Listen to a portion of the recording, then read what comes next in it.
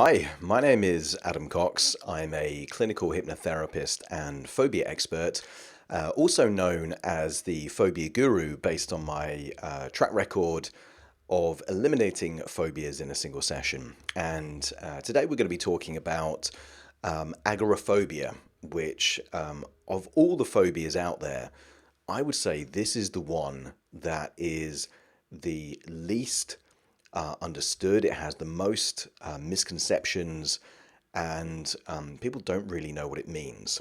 And I think in many cases, sometimes the phrase that people use apply to their own experience of that. So for some people, they associate it with crowded spaces wherever those crowded spaces are. So it could be crowded spaces on a train, for example, or in a concert, or in a busy kind of area.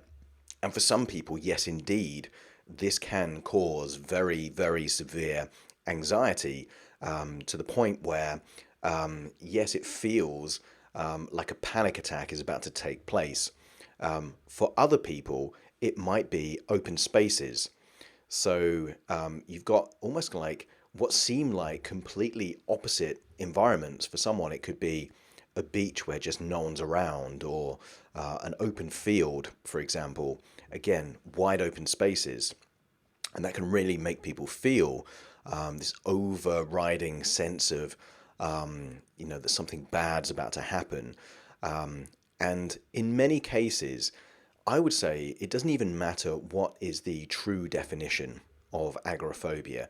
What I use as a useful framework when I'm working with clients is, if the outcome of that anxiety in different spaces leads people to avoid going outside, I find that is a useful definition of agoraphobia, because effectively it confines people to a particular space.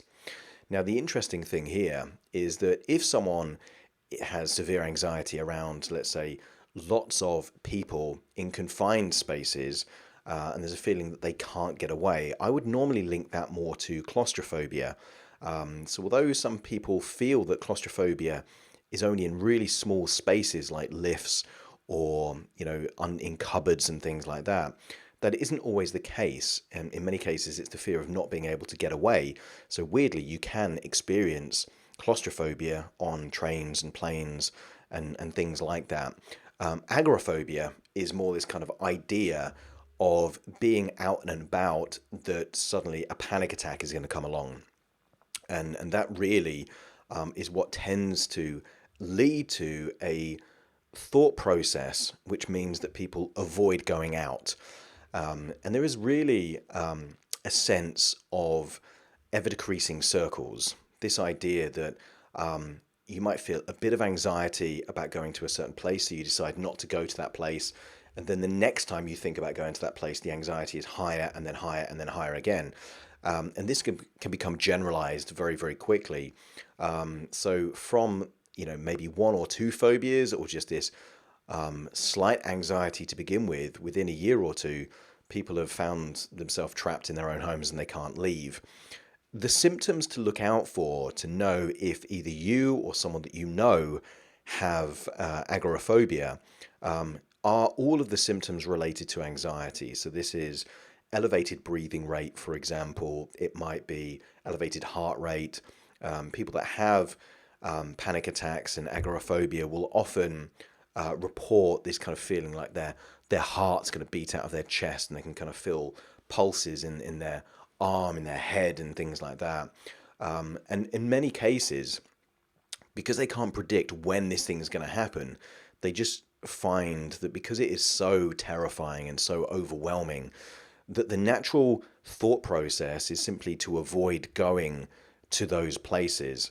But then, because anxiety starts springing up in other places, then the thought process is, well, I'll avoid those places too.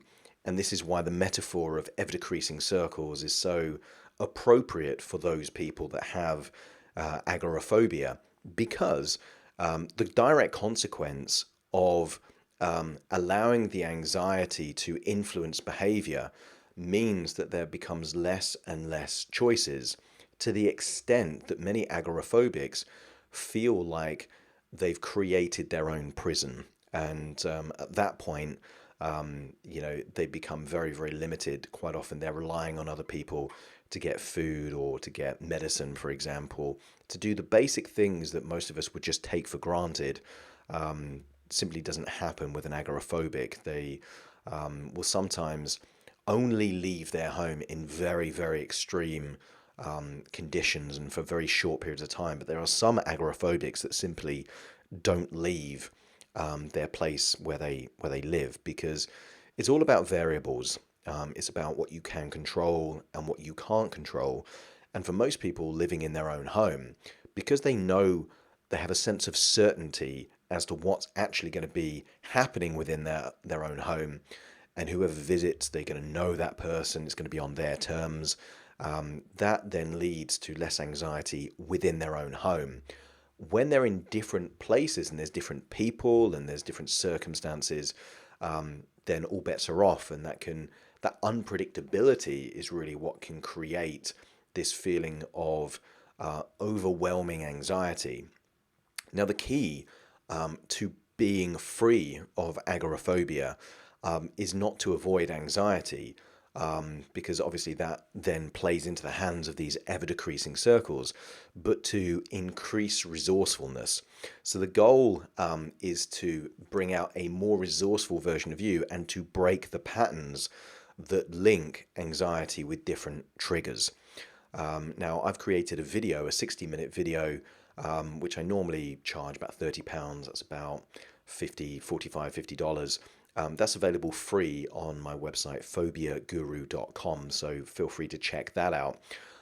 Equally, if you wanted to have a chat with me, I offer a free 30-minute phone consultation where you can just schedule an appointment. We can have a chat either on the phone or Skype or something like that, just to see if what I've done for other people might be effective for you to help you avoid the feelings of anxiety that you have related to going outdoors. And from my own personal experience, I had a form of agoraphobia, which historically I would label it actually as general anxiety disorder. But I had this element of fear and anxiety at the very idea of just leaving this one-bedroom bedsit where I was living. And that's the reason why I do what I do, because effectively it reached such a point where I was confined to a tiny space, smaller than a prison cell, which isn't ideal when you're in your late teens and you should be out having fun.